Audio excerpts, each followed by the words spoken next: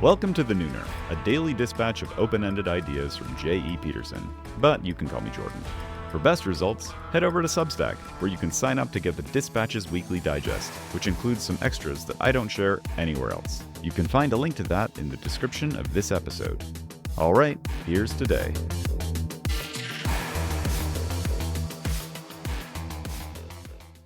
Do all things for the love of doing them, even the things you don't like doing. Maybe especially those. All it takes is the decision to be mindful, to practice mindfulness.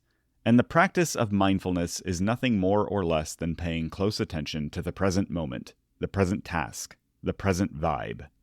The closer we pay attention to what is happening now, what we are doing now, the more capable we are of enjoying it. Try this on something you don't like to do. I used to hate doing the dishes, until I started appreciating the process itself in ever more granular detail. The feeling of warm water running over my hands, the weight and shape of each dish, the parade of unique cleaning challenges. This one needs to be soaked, this one needs to be scrubbed, this one needs to be rinsed. This is the way the bristles pass over the softened tomato sauce. This is how hot water dissolves peanut butter.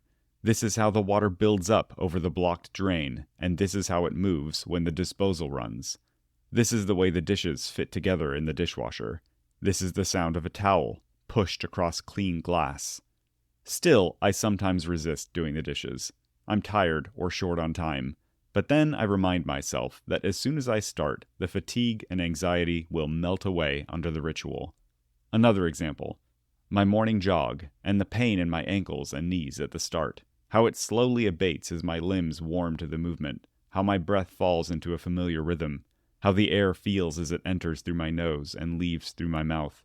The smells in the air as I pass homes, restaurants, shops, offices. The sound of cars as they pass. The impact of my footfalls, drowning out the beat of my heart. The way my thoughts get quieter and quieter, until they are less meaningful than the steady breeze in my ears. The way my skin starts to sweat, which carries the heat away from my body in an envelope of cooling air. If this all sounds precious and overwritten, it's because presence is poetic. If I'm really paying attention, I almost can't help it. My current challenge is to apply this to my work. What is my work? It is to learn something new or share something I know with someone else. It is to connect with other people, for whatever reason, however trivial seeming.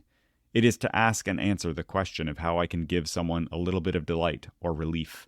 It is to solve a series of small problems, an interconnected array of puzzles that add up toward the larger goals that seem frightening or impossible from a distance. It is to ask for help and offer it. The unchanging practice is to let go of my expectations for what something could or should be, and instead focus as closely as possible on what it is, and trust that the joy of it, if not the pleasure, will reveal itself in its own way, in its own time.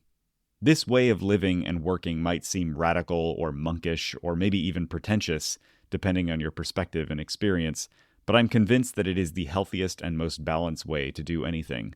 Everything, literally everything outside of the present moment, is also entirely outside of our control, and should therefore be outside the scope of our concern.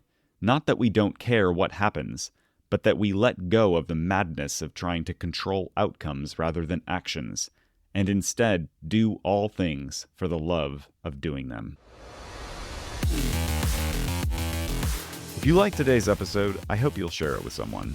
No, I'm not asking you to spam your socials. I mean, obviously you can if you want to, but everyone knows a thoughtful, well-timed message can make all the difference in someone's day. So if the spirit moves, send a text. And if you haven't yet, head over to The Nooner on Substack to get access to the Dispatch's Weekly Digest, including stuff like music recommendations, TMI updates from my personal life, and the quiet satisfaction of knowing I like you more than other people. Okay, that's it for today. See you at noon tomorrow.